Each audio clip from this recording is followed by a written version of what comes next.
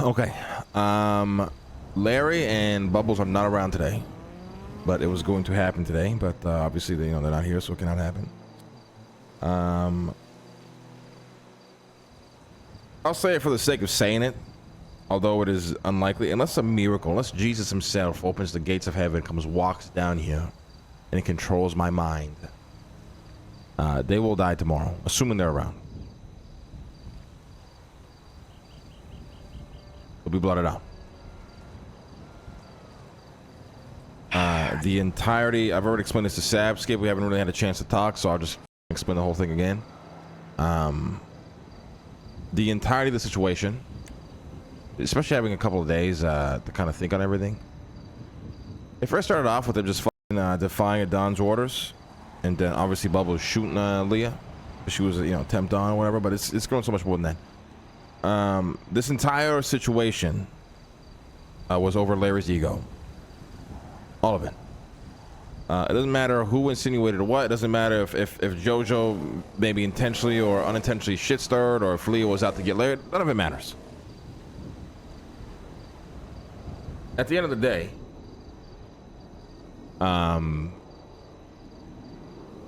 there was never a moment for any of them to say, hey, shit is getting crazy, shit is getting heated, let's relax before lines are crossed that puts everybody, not just us, but everybody around us, in an impossible position. That was never once considered. It was never once thought about. It was just my ego, your ego, pull gun, I shoot, you shoot, fuck, ocean dump, fuck you. Again, I've already explained this to Saab, Skip, so I'll keep giving the whole spiel, but obviously once we split from the South, one of the biggest things that, me as a Don of the North, whatever, took away from all that we've been through as United Cypress was, we need to stop blooding people out and killing motherfuckers over petty shit. And then from that day forward, we only will blood out people if they're truly committed treason, which obviously explains as to why you and CJ didn't die in that basement that day, which you probably would have died. If you know what I'm talking about. Yeah. And even in that moment, I stopped and I checked myself. I'm like, shit. If I shoot these two motherfuckers right here, right now, I'm going back and everything that we just agreed on, or even the lessons that I learned, right? So now, whatever, we move forward. I feel like we start fucking mining diamonds with this Blarney shit. That fucking Friday event, my God. Would they make no money? No, but I feel like we were onto something. Shit was good. I wake up. Obviously, I got Survivor on Monday. I'm hanging out with Leah. I said, you know what? Let's fucking, let's keep things interesting while I'm gone. Leah, you temp down for the week, or however long I'm gone for. Good luck. Did I expect some potential spice and maybe some heat to happen? Yeah, sure I did. That's why I did it, right? Keep you guys on your toes. See if things will, mix things up a little bit while I'm gone. Not even 2 hours passed and 3 motherfuckers shot each other. Larry and Bubbles. There's very few people I put on a list of people I never thought I would have to go after, shoot at. I would always consider them family, no matter what. But like Saab, for example. Known this guy my whole life, right? Tony. Fucking, list goes on, whatever. They were eventually found themselves on that list. With that being said, though, the writing on the wall for Larry has been there for a very long time. He was supposed to die months ago. Ended up not happening. We took it as a sign of goodwill and faith by the powers that be, and we let it go. Larry, we all have our flaws. And Larry's obviously biggest flaw is this inevitable crash out that he does, where he's just about to cross that line. But very quickly, Lang puts him in check. Martin puts him in check. Even sometimes he puts himself in check. He realizes, holy shit, I'm about to go crazy here. I gotta relax. This time, he clashed with a motherfucker who was not gonna take shit. They went at it, and here we are now. Bubbles, although did not, his intention was not treasonous. His action was, and he's probably the person that we should feel the most sorry for. Because he probably just saw things happen, pulled out his gun, reacted, didn't even think about it. And he will suffer the same consequence. The saddest part of all this is all happening over literally nothing. Over fucking Jojo calling up Larry asking for some fentanyl supplies, and then Larry fucking just absolutely spiraling out of control, thinking that his Fed operation is being taken away from him or some shit. And yeah, maybe even if Leah told him it was being taken away from him, it was never a, oh, I'm gonna just chill out. I'm gonna figure this out with Leah. It was never, oh, I'll wait for Lang to come back. Obviously, this is some bullshit going on, whatever. It was always, let's just take this one step further. Let's just take this one step further. Let's just take this one step further. Let's ocean dump this bitch. Let's pretend it's never happened. It was never, whoa. We gotta fix this. This is getting crazy. No. It was never, oh shit, if we do this, Lang is gonna have to do this. CJ's gonna be put in this. Saab and Skip I can never talk to again. There was never any thought of any of that. And then, you know, even now, I haven't spoken to, obviously I've been at Survivor, so shit's been very awkwardly stalled out, but I just can't help it. And he put in so much work into the Survivor event, I couldn't bail even though I wanted to. But I haven't spoken to Larry yet. I spoke briefly to Leah, and Bubbles been texting me, and Bubbles is already taking absolutely zero accountability. Oh, we didn't do anything wrong. Why is our keys getting taken? This, that, and the third. Whenever a situation happens, it's never, hey, Lang, my bad, I fucked up. That was some crazy shit. I'll own my consequences. It's always deflect, paint a target on somebody's back, and hope to God that the narrative I push is believed to save my own ass. Every fucking time we get into some crazy shit with this crew. That's how it always is. I'm tired of it. Would any of these, if Larry and Bubbles try to fix this before it even got to me, would have been good? Probably. If after Leah shot down Larry, they could have talked it out, fixed this shit before I even heard about it, of course. Take it one step further. Maybe after Bubbles shot down Leah, you'd be like, oh shit, guys, this is crazy. Can we chill out and figure this out before Lang finds out and fix it? That could have happened too. Never did. They take it another step further. Even after it all happened, instead of taking accountability, motherfuckers want to blame each other. Oh, fucking Jojo. He kind of shit-stirred the whole thing. When we move forward from this, we will become a very small crew. We're already a small crew. We're going to lose Bubbles. We're going to lose Larry. Fuck, we might even lose Skipper. We're probably going to lose Martin. Jojo and Hank, God knows what happens. Everybody's like, oh, I'm good until shit happens. Then the real emotions kick in.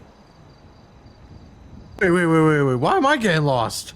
My brother, it's just there's a strong gamble there. You don't know how you're going to feel until they're dead, my friend. That is very true. I'm sorry. You want me to be blunt and transparent here or not? No, absolutely. I was just getting clarity. That's all. I don't know how you're gonna feel when those two are dead, and then when Martin comes out of nowhere, fucking pulls a gun, starts blasting, and then I gotta take him out too. It might make you feel a certain way in the moment. Who knows? Could do it to CJ. It could do it to all the 404 people. Who fucking knows? Now, if we assume we get through this with some pieces left to pick up and put back together, I will never deal with this bullshit again. If there's even an ounce of somebody in this crew holding animosity towards each other over petty shit, you are gone. Through all that we've been through, to all the lessons and the opportunities we've had to learn something, to have North Cypress crack over something like this is nothing but sad. When the word gets to the south, when the word spreads on Twitter, when the Sinister Six of 404 team up to come after us with the Knox family, we're going to be nothing but a clown show and a laughing stock to this fucking city. That is the burden we will carry now. There's no way out of this. I've looked for every opportunity. Parts of me even was happy that Survivor kept stalling me out, because then maybe I could have gotten over it. But if I don't do anything about this, Arush, Harry, Luciano catch wind of this, I will look like the biggest hypocrite. Even fuck that. I'm tired of it. I'm tired of this petty shit. I don't mind us fucking with each other, clashing heads, yelling at each other, getting angry, but turning into some real shit, I will not have in this crew anymore. I don't know what happens to Leah. That is a giant question mark until I speak to her, figure her out. I haven't had time to dissect that problem yet. But one thing's for sure. Skipper or Bubbles and Larry are out. And there's nothing we can do about it. I mean, they made their beds. unfortunately. And then the one thing I just can't wrap my head around is we all sacrificed so much for this, and this is how it ends for them. It's just baffling. It truly is baffling. I mean, yeah. I'm speechless over it. When I got the phone call and I was at fucking Survivor, I just couldn't believe that this happened. I thought maybe some crazy shit was found out. Motherfucker was doing this, doing that, setting up a fucking betrayal. Nah. It's over some fentanyl that we can't even sell to anybody. You understand that? Yes. It was over Yes. fentanyl that we can't even make money from. The whole thing. All because the guy who wasn't bought in wanted to have a little side hustle for himself. Now I'll take some fault here. Like I said, did I know there was going to be some animosity maybe with Leah being the fucking Don? Of course I did, but I had more faith in people in his crew, I guess, to not kill each other over dumb shit. Rightfully so. It should never get that far. You know, family, crew, whatever. They have discourse, they fight. But once you cross that line, you just don't. You never shoot each other like that over dumb shit. The Come only on, man. time you should kill each other without my approval is clear-cut betrayal. If you wake up one day and you see fucking Skipper having 3 fucking treasonous fucking motherfuckers from Hydra inside of our fucking warehouse grabbing guns, you kill him on the spot. If you wake up one day and you see Skipper trying to be a little fucking a little thief and he's taking some shotguns to put in his own stash, you talk to him about it.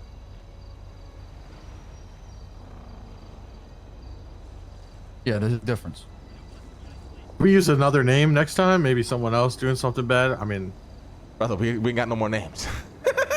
The list We is got too 4 short. people now.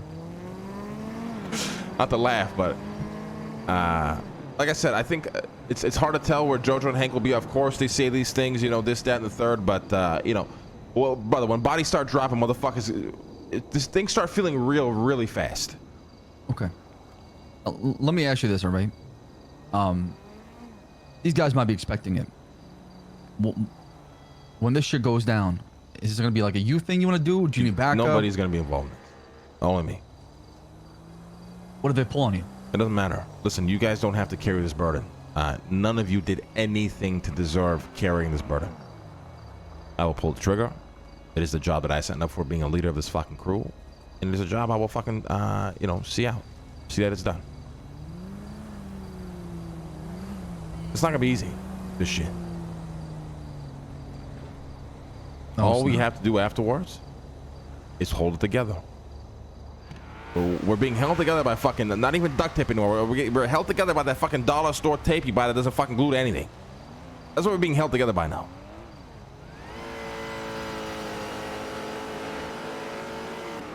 I mean, for what it's worth, Lang, I've sacrificed everything. I've shot Courtney, my fucking person that I went through everything with for this.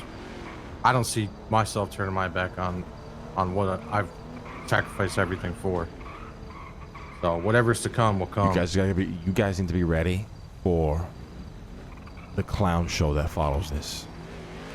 Knox family going to be knocking at our doors. All treasonous members that were 4-4 are going to be banding up with Larry and Bubbles. Like, this is guaranteed, by the way. This is not, maybe this is happening. The South is going to be fucking down my neck with this shit. Twatter is going to be, maybe the public won't care as much, right? But Twatter might be fucking a shit show. Everyone's going to fucking, every gang is going to try to pry and get the tea and then stir the pot at the same time. 1000% on Twitter saying some shit. You know what's gonna happen. We know Los Santos too well. And on top of that, we're going to be absolutely vulnerable. And if we want to take it one step further, I don't know what happens with Leah yet. My intent with Leah is to see if we can resolve this.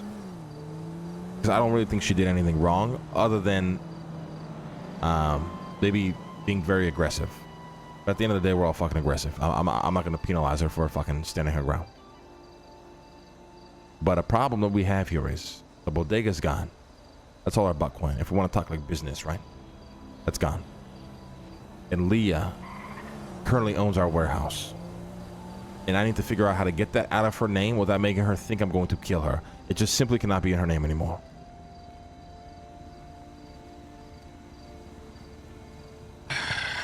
Fuck. Yeah, you're right. I mean, for Leah, the biggest thing is just knowing that she has no resentment toward anybody, right? And holding on to things. Well, like I Doesn't said, that come out if you wanted to fault her, it would be like the aggressiveness and the clear resentment she had towards Larry. But at the end of the day, she was tempted on. She made a call. You follow it. Period. Yeah, I mean, yeah, exactly right. I mean, she was blowing up my phone before I could, you know, do any work to take and get. I was like, yeah. Even though she was being aggressive, and I was like, okay, you know, I'm gonna listen to her out of respect for Lang and what's going on here. It's just sad because I don't want to beat a dead horse, but Leah would have been in the wrong in all this and gravely, like, extremely punished. But now I can't even think about doing that until I get over this other shit first. This is the truth. So, I don't want to keep you guys here too long. Just keep doing your thing. Just know that as soon as they're around, I was hoping it was today. It's happening. So, likely tomorrow. So, Friday vibes are going to be absolutely in shambles. Keep each other close. Checking on Sophia. Checking on CJ. Make sure we're making an effort to, you know, actually be in a fucking crew here, guys. Don't just fuck off and do your own thing. The most ironic thing in all this is the people who are, two of the people who are the most checked out in this crew besides Martin, are the two who are putting us in an impossible situation. Because the reality is Larry's barely been around. He'll do his dues, check in on the radio, pretend he's here, then he'll go fuck out with his family all day. Leah, I don't even know where she started spending most of her days doing, but she was around, just doing her own shit. Now she's putting the people who are actually involved in each other's lives every day, trying to be close, in an impossible situation. And this is why Bubbles is going to suffer the most out of all this, because he was actually around trying to be involved. Yeah. So check up on each other and make sure everyone's good. Will do. Get out of here. Don't forget to shoot Marlo, please. Thank you. Oh, here, take your shit back. Take your shit back here.